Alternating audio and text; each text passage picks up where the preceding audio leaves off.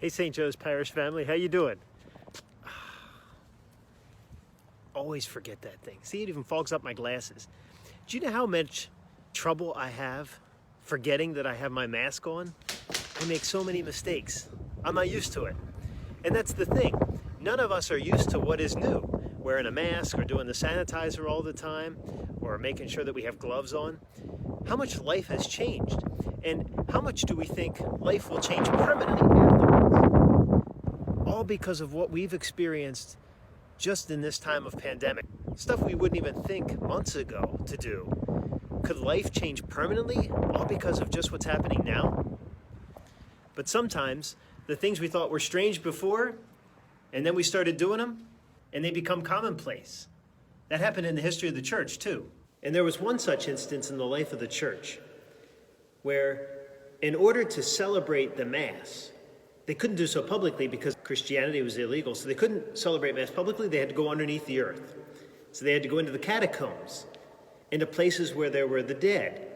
And so Christians would hide in there and celebrate Mass. And so they did this for many years in order to evade capture by the authorities. So in the year 270 AD, Pope Felix said that, well, because this had become such a habit, it wasn't the norm before, but then it had become such a habit in the practice of the faith that it was now obligatory that you must have Mass on a tomb, or at least on a stone that had underneath it the burial remains of a Christian. And so it became commonplace in the history of the church then to have Mass on stone with what are called relics inside, or the remains of a saint, or something, the clothing of a saint, or something like that. And so that has flowed down in the history of the church. Again, it wasn't always the case, but it became a practice of the faith very early on, and it has come into our life here in the church. And we have the remnants of that here in our church, in St. Joe's. We have relics. Now, as you can see, our altar, our holy altar, is not stone. It is wood. But inside, we do have a stone. This is the back side of the altar. Normally, you don't see. But here, you see what is called an altar stone. Ours is inside, underneath. So we are still living how the history of the church has lived, with the remains of a saint in a stone tablet underneath the altar. And if you'll see very closely, there's 5 crosses that were dedicated when the bishop dedicated the altar here at St. Joe's. And inside this circle is the relic, or the relics of the saints. We have 2 relics of 2 different saints, Saint Fulgentius and Saint Castus. Saint Fulgentius was a bishop. He died around the year 533.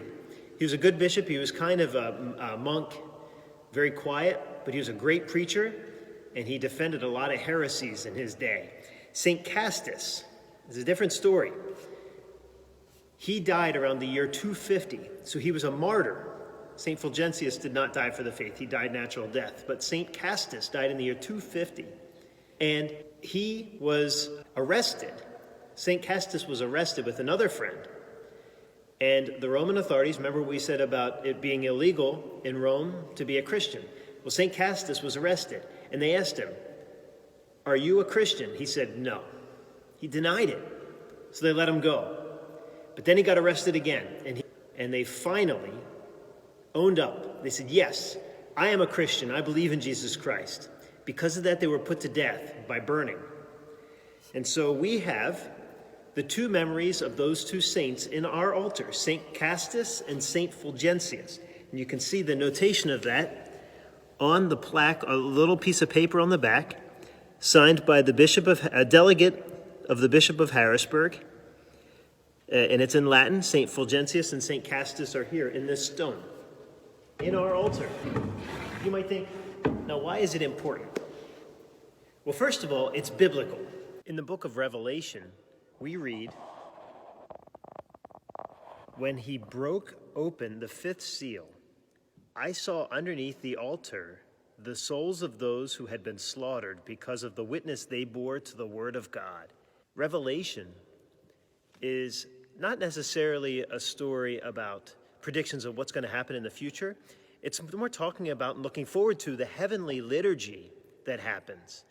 And so even in the heavenly liturgy, in the altar, there are the witnesses, the martyrs of those who have died for the faith, just like there are in our churches, just like there is in our church.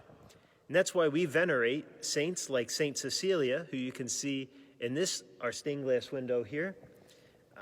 Saint Cecilia is the patron saint of music. That's why she's playing an organ there. Like our Justin Myers, he's a patron saint too. We're still trying to figure out of what. But Saint Cecilia was also martyred for the faith, and she joins all the other martyrs in which the Catholic Church venerates. And so this belief of why we venerate those who died for the faith, especially inside of our altars, is scriptural. But also, think about it. First of all, it was awesome that they had Mass on the stones of those who had died, on those who had given their life for Jesus. Why? Because they gave their life in imitation of Jesus, who gave his life on the cross. And in this Mass, we celebrate the sacrifice of Jesus, his death and resurrection on this altar. And what happens on this altar? During Mass, bread and wine become the body and blood of Christ. Heaven and earth collide. Heaven comes to earth. And who is in heaven? Jesus and all the saints. Everyone who has gone to heaven is a saint.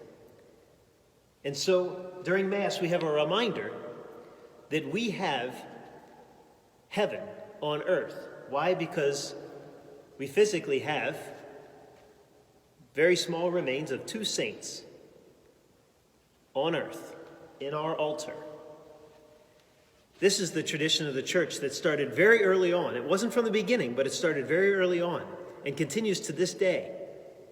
What traditions will we start because of this awful pandemic? But what traditions can we start in our church that can be a lasting memory for our families and our parish family and our faith, going well beyond these days?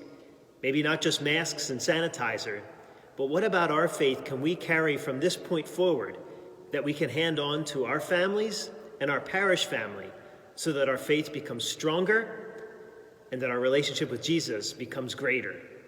What will it be?